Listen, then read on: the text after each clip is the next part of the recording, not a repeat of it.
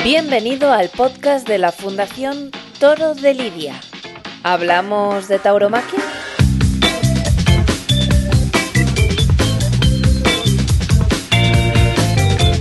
En el episodio anterior, vamos a darnos unas cuantas vueltas por la historia de la humanidad, al menos eso vamos a intentar. Iniciando viaje.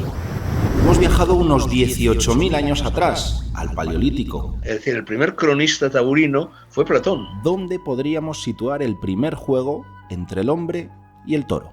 Pues yo lo situaría en Anatolia, en el sexto milenio. Es cierto que Creta fue un enclave fundamental en lo que al culto del toro en el Mediterráneo se refiere, ¿no? Apis era un toro sagrado, evidentemente, porque no era un toro cualquiera. El primero que combatió con toros a plaza cerrada fue el invicto Julio César.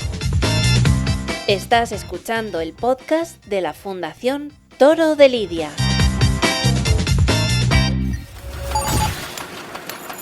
Hola de nuevo, perdonad, pero en el anterior episodio, como recordaréis, nuestra máquina del tiempo se quedó con la batería bajo mínimos. Por suerte hemos vuelto con las pilas recargadas para continuar con nuestro viaje. Un viaje para descubrir el origen de la tauromaquia. Hasta ahora hemos recorrido buena parte del mundo. Hemos viajado a la prehistoria francesa, donde hemos visto la pintura del ancestro del toro de Lidia, el Urus. Después hemos pasado por Mesopotamia, Egipto o Grecia, civilizaciones que sin conocerse tuvieron al toro como animal sagrado.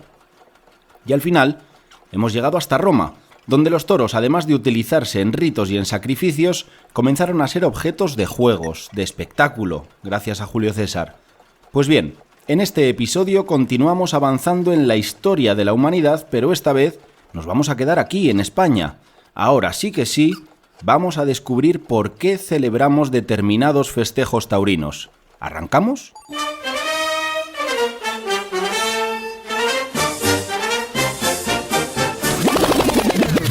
Si esperabais escuchar un paso doble, ahora que nuestra máquina ha hecho su último aterrizaje en España, estáis muy equivocados. Porque antes del paso doble, antes de las corridas de toros, de los encierros o de cualquier tradición taurina que se os venga a la cabeza, los toros ya eran un símbolo dentro de la península. Y es que la tauromaquia en el contexto de la península ibérica ancla sus orígenes en tiempos anteriores a las conquistas, en primer lugar griega y en segundo lugar a la romana. España es un país influenciado por las múltiples culturas de aquellos pueblos que se han asentado en la península a lo largo de la historia, algo que ha aportado una inmensa riqueza cultural en todos los sentidos, además de darnos un carácter único en el mundo. La tauromaquia también forma parte de esa herencia cultural. Para descubrir de dónde vienen todas esas tradiciones taurinas que han llegado hasta nuestros días, vamos a hacer un repaso de nuestra historia, de la historia de España.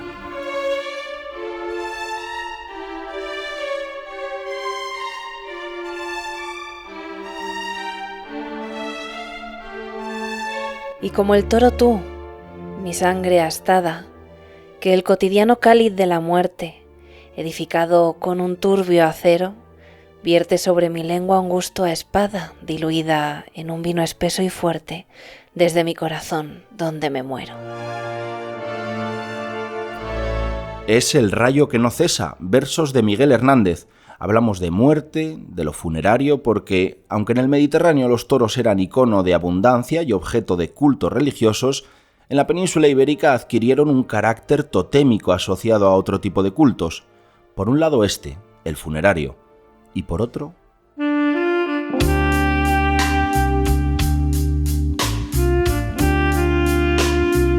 Por otro, aquellos que llamaban a la fecundidad asociada al carácter viril del toro. En este sentido podemos hablar, por ejemplo, del toro nupcial, un rito muy importante dentro del desarrollo de la tauromaquia en la península ibérica. A pesar de sus muchas variantes, entra en juego el toreo de un novio a un animal, por lo general con una capa que después de impregnarse de los efluvios del toro, se coloca sobre la novia para transmitir ese poder fecundador que caracteriza al toro. Y hasta aquí os voy a contar. Si queréis saber más, estad atentos, porque dentro de poco dedicaremos un podcast enterito a hablar sobre este rito. El toro nupcial, por cierto, todavía se representa en Teruel, provincia de la que procede el toro de Azaila. Es una pequeña escultura metálica que representa a un toro con intención de embestir y que data del siglo II a.C. apareció en el templo de Azaila, un lugar destinado al culto del toro, símbolo de la fuerza fecundadora de la naturaleza, necesaria para la supervivencia y la prosperidad. Un toro, por cierto, con una roseta en el testuz y que muchos toros han llevado y llevan todavía en algunas festividades.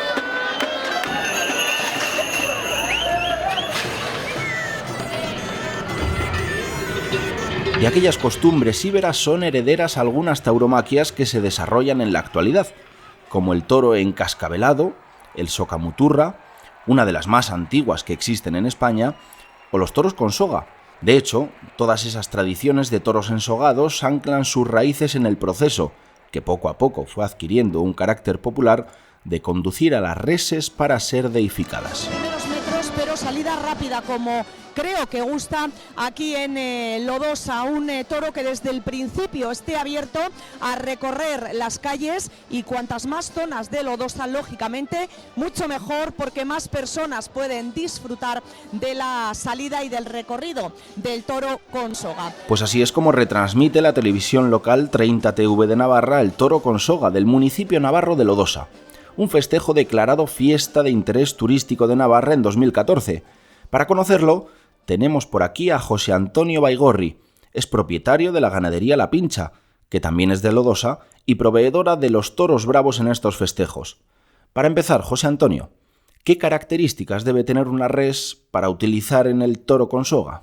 Bueno, mira, esto es un poco distinto a lo que es la lidia, ¿no? En la lidia pues se busca el toro bajo, el toro con cuello, pues para que pueda embestir por abajo, y aquí no hace falta eso, porque el toro no se le obliga por abajo. Si el toro es más bien un pelín alto, pues hasta mejor.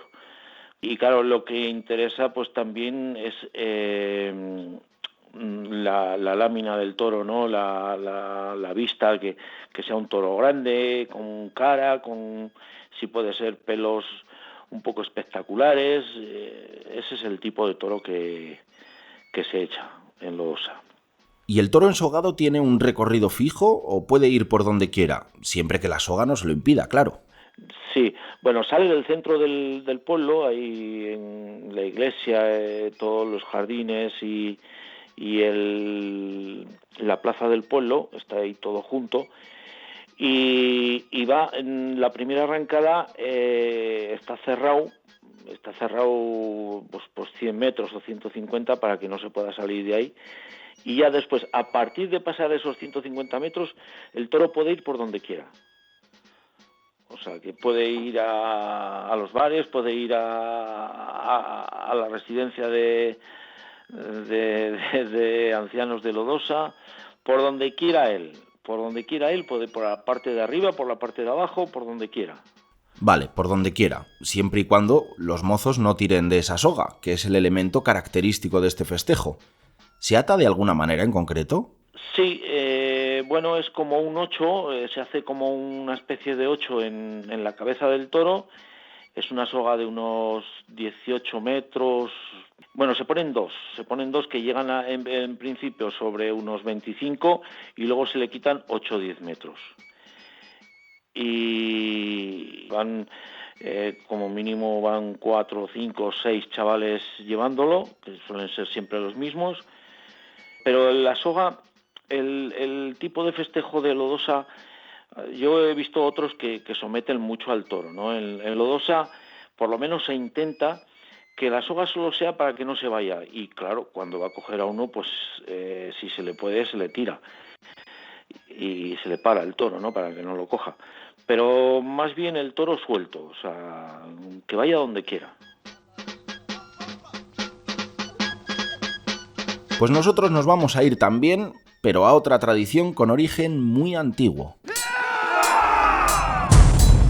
Hablamos de uno de los hitos más trascendentes de la tauromaquia en la antigüedad hispana, la batalla de Elique, que podría haber ocurrido en los alrededores de Elche durante la conquista cartaginesa de la península ibérica por el siglo III a.C., una batalla entre los íberos y los cartagineses.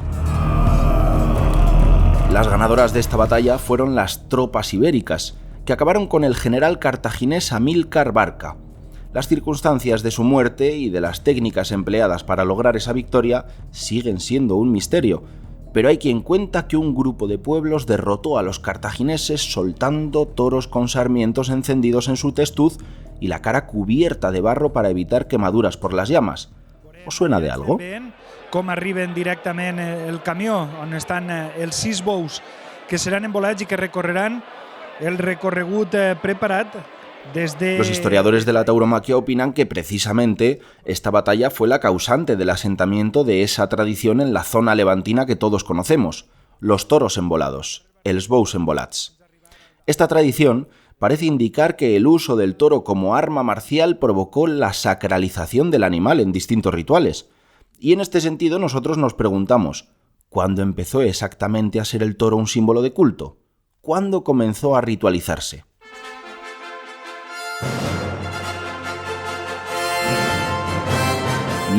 No volvemos a Roma.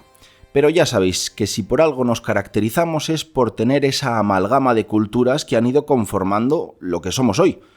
Y dada su importancia, no podemos saltarnos la romanización de Hispania, ese proceso en el que la cultura romana se asentó con muchísima fuerza en la península durante el dominio de esa civilización. Y dicho esto, ¿recordáis los taurobolios romanos? Esos ritos sagrados a Atis, esos bautismos de sangre de toro que nos contaba la experta Cristina Delgado. Pues en España también podrían haberse realizado. Nos lo cuenta ella misma. En la península ibérica del taurobolio hubo taurobolios en la zona de la Bética y en la zona de la Tarraconense. Probablemente fueron los griegos de Focia, puesto que la colonización griega de España procedía del Asia Menor y Atis era un dios frigio del Asia Menor, pudieran venir asociados a todos ellos. ¿Qué quedó de todo eso? Pues muy poco. O sea, aquí cultos a Atis desaparecieron a partir del siglo II, más o menos, aunque la influencia de estos griegos perduró hasta el siglo VI, me estoy refiriendo antes de Cristo. Y en algunos puntos pudo perdurar, pero realmente el culto a los taurobolios desapareció. Esto nos cuenta Cristina con respecto a Atis. Pero ¿recordáis a Mitra? Ese dios de origen persa que los romanos adoptaron también terminó por recaer en la cultura hispánica. En España también tuvo bastante éxito, fundamentalmente en la zona extremeña. La zona de Mérida fue un lugar central en que parece que cuajaron bastante estos cultos de Mitra, e incluso se dice que debajo de la plaza de toros de Mérida hay un mitreo. No se ha excavado, no se sabe realmente, pero parece que hay indicios de que fue así. Por ahora, nadie se ha atrevido a levantar la plaza de toros de Mérida y ponerse a excavar, así que de momento solo tenemos a nuestra imaginación como herramienta arqueológica. Nos acompaña el escritor Fernando Sánchez Dragó. Nos cuenta que todavía a día de hoy se mantienen tradiciones que nos recuerdan a esos taurobolios.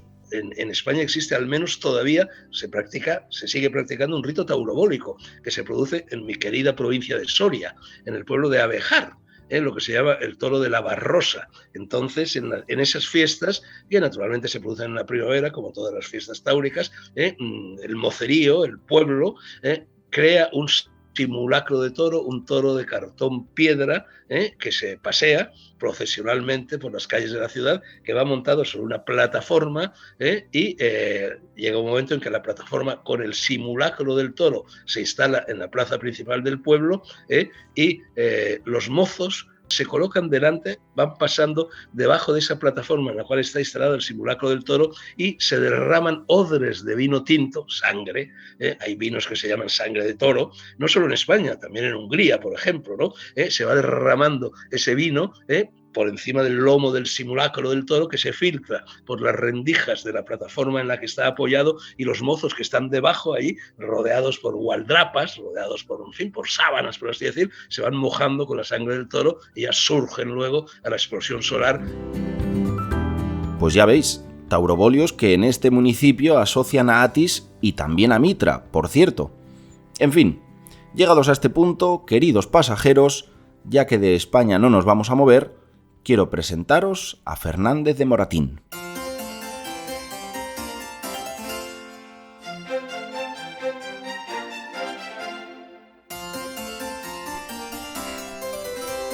Las fiestas de toros, conforme las ejecutan los españoles, no traen su origen como algunos piensan de los romanos, a no ser que sea un origen muy remoto, desfigurado y con violencia.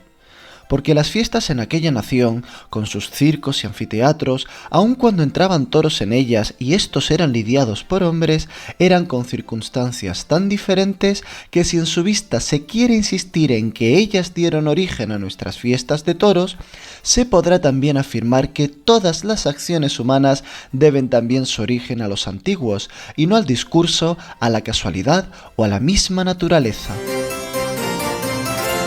Esto es lo que leemos en Carta Histórica sobre el origen y progreso de las fiestas de toros en España, publicada en 1777 por Fernández de Moratín, dramaturgo, poeta y prosista, que quizá no sea el más preciso con sus datos, pero sus textos son de lo más interesante a nivel historiográfico por su forma de contarlo, dándole un carácter exótico y valeroso a los juegos con el toro, algo muy habitual en el siglo XVIII.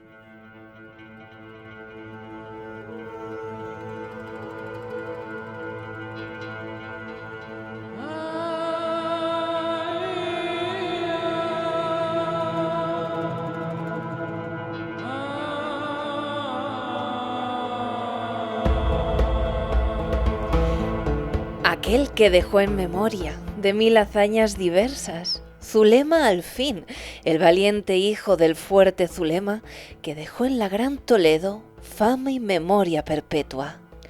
Fue a ver en Ávila un día las fiestas, como de fiesta, en viéndole la gran plaza toda se alegra y se altera, que ver en fiestas al moro les parece cosa nueva. Del celebrado jarama un toro en la plaza sueltan, de aspecto bravo y feroz, vista enojosa y soberbia, ancha nariz, corto cuello, cuerno ofensible, piel negra. A pie se parte a librarle, y aunque todos le vocean, no lo deja, porque sabe que su victoria está cierta.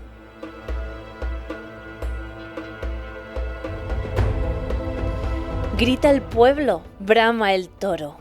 Vuelve a guardarle Zulema, otra vez vuelve a embestirle, y mejor que la primera, le acierta y riega la plaza con la sangre de sus venas.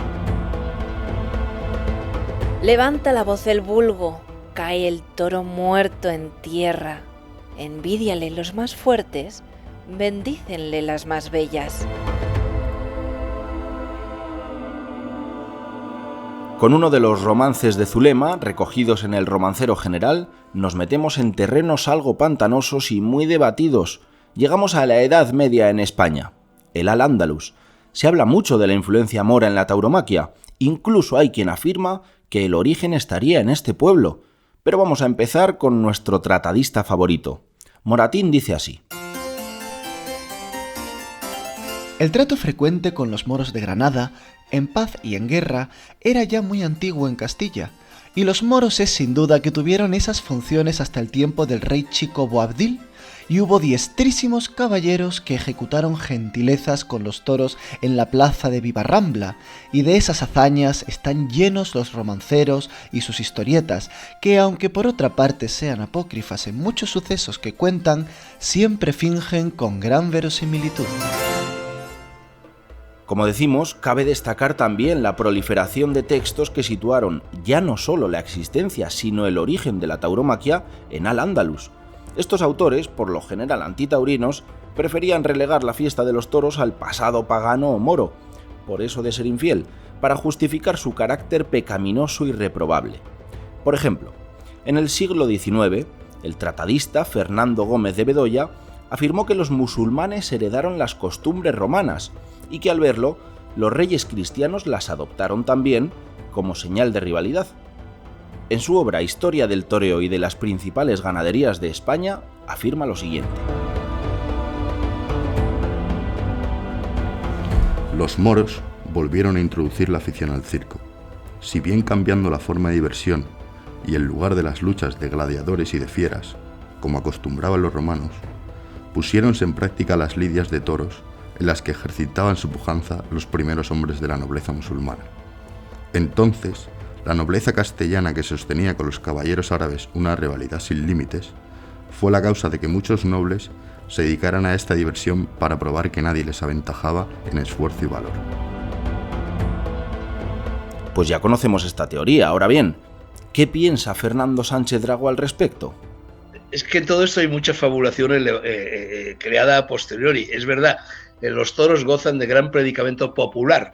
En Andalucía, como según Platón gozaban de ese mismo predicamento popular, voz populi, en la Atlántida. Entonces, cuando llegan los musulmanes y se encuentran por parte de los lugareños, por parte de los aborígenes de la península ibérica, se dan cuenta de que cuando se celebran espectáculos, festejos taurinos, el pueblo acude, el pueblo jalea, el pueblo aplaude, el pueblo se suma, en definitiva, a lo que se está ofreciendo, bueno, pues aprovechan el impulso y dirán, pues nosotros también, si jalean a un torero, pues yo, califa, yo emir, yo ulema, yo lo que sea, cualquier figura pública del mundo islámico, pues voy a utilizar esa energía a mi favor.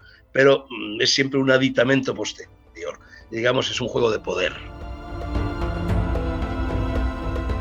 A pesar de esta teoría, entre otras que afirman que el origen de la tauromaquia estaría en la cultura musulmana, no existen a día de hoy documentos arqueológicos, ni fuentes primarias, ni vestigios, más allá de las especulaciones de estos historiadores de la tauromaquia, que atestiguen el origen musulmán de las corridas de toros.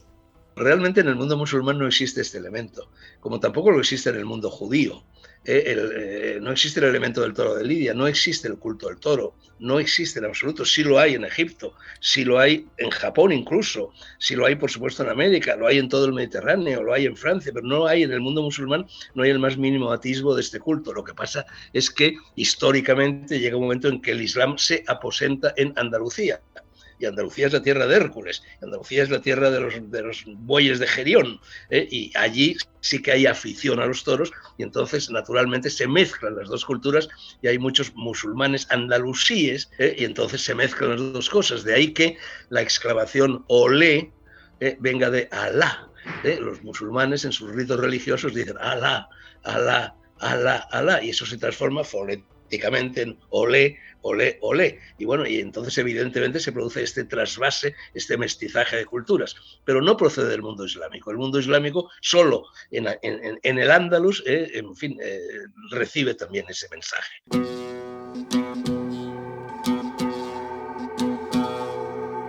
No solo los tratadistas o historiadores han hablado de estas teorías. Si nos adentramos en el arte de la pintura, Francisco de Goya entra en escena con los grabados que realizó en 1816, inspirados en los textos precisamente de Moratín. Así lo explicaba este documental de 1954 titulado La tauromaquia.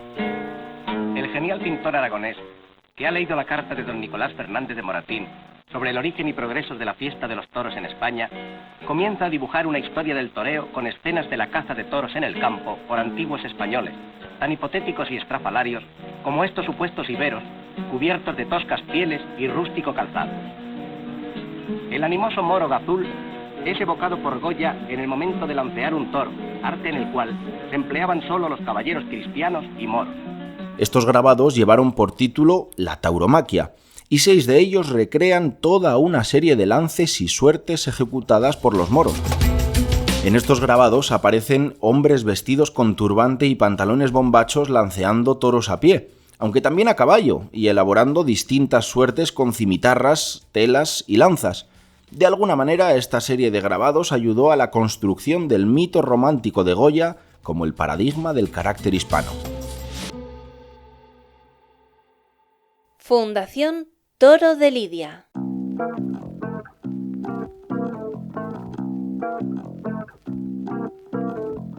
Ya estamos acercándonos al final de nuestro gran viaje en el tiempo para descubrir de dónde viene eso que hoy conocemos como corrida de toros, o eso que conocemos como toro embolado o toro con soga.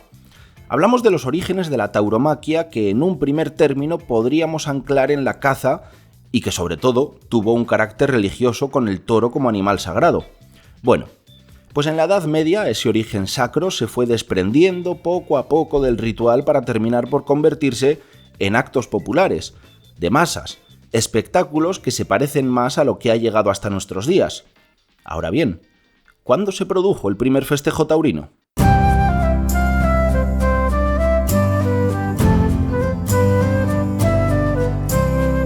Con el paso del tiempo, como decimos, el toro dejó de ser un dios y pasó a ser una ofrenda a los dioses. La idea de mezclar el espectáculo taurino con la religión mediante, por ejemplo, corridas votivas, es decir, corridas realizadas para el cumplimiento de algún voto religioso, es algo que no gustó a la jerarquía eclesiástica, que por cierto terminó prohibiendo las corridas de toros bajo pena de excomunión en el siglo XVI. Pero bueno, antes de llegar hasta ahí, volvamos al tema. ¿Cuándo se produjo el primer festejo taurino? Durante la formación de los reinos cristianos, el primer festejo de toros constatado data del año 815 y fue en el norte de España, cuando Alfonso II el Casto convocó a las Cortes de Oviedo. Cuentan que, mientras que duraron aquellas cortes, lidiaban cada día toros, se bofordaban de cada día e facían muy grandes alegrías. Y llegados a este punto, vamos a hacer un paréntesis, porque ¿recordáis que hay quien dijo que Julio César fue el primer torero de la historia? Pues hay más teorías. Mi nombre es Rodrigo Díaz. Nací en Vivar. Mi padre murió luchando por Fernando I. Por toda herencia me dejó una espada. Pues sí, será precisamente en el ocaso de la Alta Edad Media, en el siglo XI, cuando aparece una figura fundamental en la historiografía de la tauromaquia, considerado por muchos autores como el primer torero, Rodrigo Díaz de Vivar, el Cid Campeador. Vaya, parece que nuestro amigo Moratín tuvo algo que decir al respecto. Eso sí, no nos hacemos responsables del rigor histórico que pueda tener. Pero pasando de los discursos a la historia, es opinión común en la nuestra que el famoso Ruy, o Rodrigo Díaz de Vivar, llamado el Cid Campeador, fue el primero que alanceó toros a caballo. Esto debió de ser por la bizarría particular de aquel héroe. Moratín ya sabéis que era amigo de Goya, y este, haciendo honor a los textos del otro, también dedicó uno de sus grabados a recrear al Cid Campeador lanceando un toro.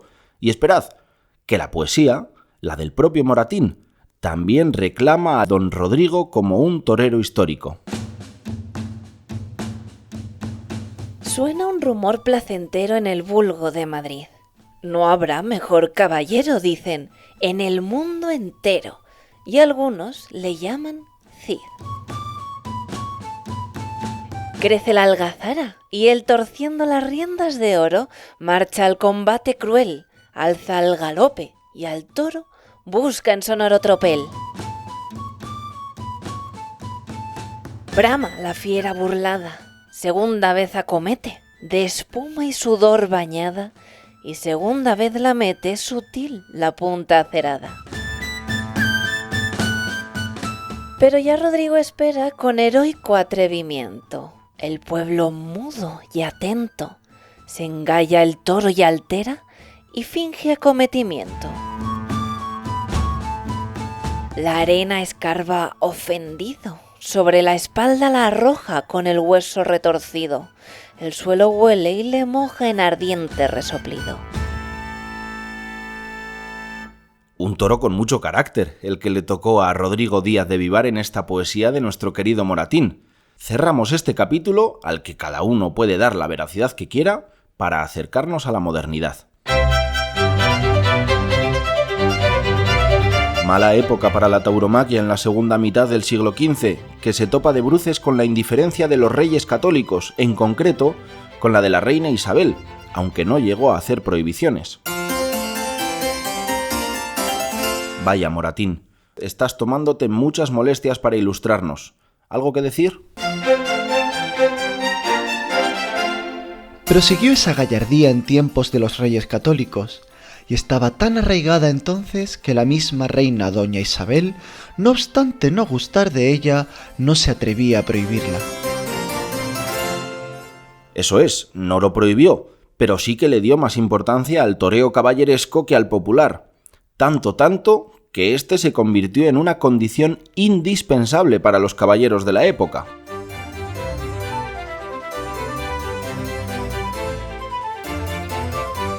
Fue justo en esta época, desde el final de la Alta Edad Media hasta bien entrada la Edad Moderna, cuando se impuso el modelo de héroe, guerrero y valiente. Esos a los que se ponía a prueba en nobles justas, torneos y juegos de cañas, actos solemnes alejados de aquel jolgorio característico de los actos populares. De nuevo, Francisco de Goya retratará al héroe, el gran caballero en uno de sus grabados. Este será nada más y nada menos que el rey Carlos V.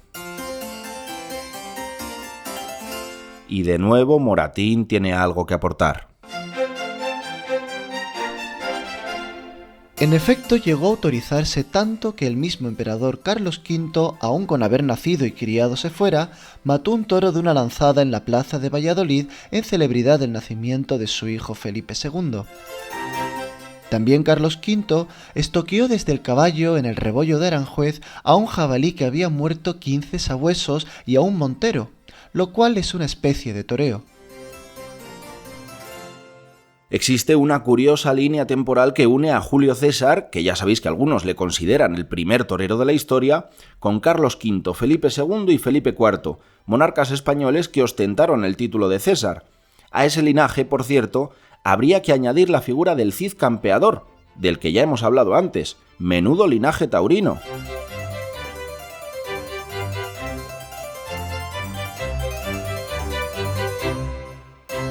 Hablamos de Moratín y de Goya, autores, artistas, que nos contaron a su manera los orígenes de la tauromaquia y que vivieron en un tiempo en el que comenzaron a surgir las tauromaquias ilustradas, un tiempo en el que se abrió una nueva era, la de los primeros grandes toreros de renombre como Pepe Hillo, autor del primer reglamento taurino, Costillares, torero que iniciará la escuela sevillana, o la familia de los Romero, que inaugurarán la escuela rondeña. Y aquí podríamos extendernos mucho más, pero eso vamos a dejarlo en manos de otro podcast. Nosotros nos quedamos aquí.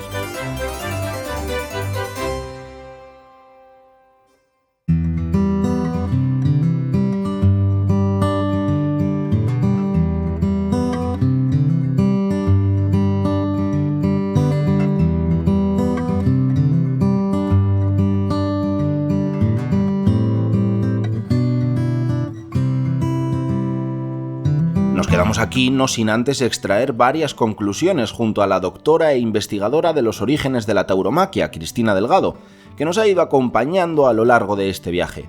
Para empezar, debemos confirmar la importancia del toro en nuestra cultura y para ello debemos aceptar nuestra procedencia. Nosotros tenemos una singularidad nacional que engloba las corrientes mediterráneas y del Próximo Oriente. Y esa singularidad nacional está llena de matices donde se conservan tesoros arqueológicos, históricos, religiosos o sagrados, como queramos decirlo, económicos y sociales que todavía perviven como fórmulas que nos hacen comprender el presente en el que estamos. Eso se ignora totalmente, no, eso es arcaico, eso ya no vale. Sin embargo, nosotros no podríamos entender nuestra forma de ser sin ver a nuestros padres, a nuestros abuelos, a nuestros tatarabuelos, no sabríamos quiénes somos. ¿Y el toro? ¿Cómo ha llegado a nuestros días? En nuestra historia, puesto que la estructura social de las antiguas civilizaciones mediterráneas estaba dividida según una manada de toros y vacas, es decir, los gobernantes eran representantes del bovino macho, del bovino bravo, por eso llevaban las tiaras de cuernos. Por eso los dirigentes también religiosos también llevaban tiaras de cuernos y su mensajero era el toro. El Papa hoy lleva un báculo de obispo, que no es otra cosa que el báculo que llevaban los egipcios y otros pueblos para poder proteger al ganado de peligros. ¿Y en qué otros sectores perdura la presencia del toro? Utilizamos también enseñas militares que vienen del mundo romano, en las que ha habido toros muchísimas veces. Utilizamos emblemas también de nobiliarios, en que el toro es un elemento fundamental, porque está basado en ganaderías, muchas de ellas bravas, que se utilizaban para correr toros en la Edad Media como en el mundo romano también para sus juegos en el anfiteatro, y que perviven todavía sobre todo en las zonas del Guadalquivir, que no en vano es el lugar donde la ganadería brava se parece que es importante. El toro también ha sido fundamental en la economía, tanto que en las monedas ha llegado a aparecer representado el toro como elemento de enorme valor. Pero hay más, el lenguaje. Nuestro lenguaje tiene muchísimas acepciones taurinas que la mayoría repetimos sin saber muy bien qué es. La idea de romperse los cuernos pues está a la orden del día, se repite por muchos sitios. ¿Y qué es romperse los cuernos? Pues es una acepción que utilizaban los textos antiguos para indicar que un monarca había sido derrotado. La corona de cuernos se rompía. El toro que él representaba, porque ellos llevaban las efigies y son llamados en los textos los toros jóvenes que se enfrentan al enemigo y cosas así, pues eso desaparecía. Con lo cual el enemigo había roto los cuernos del vencido.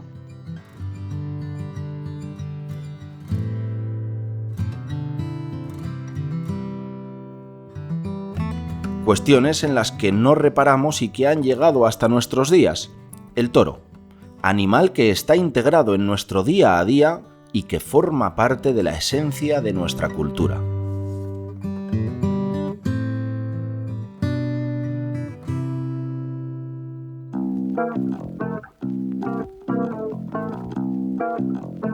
Este episodio ha sido impulsado por la Fundación Toro de Lidia con la colaboración del Ministerio de Cultura y Deporte.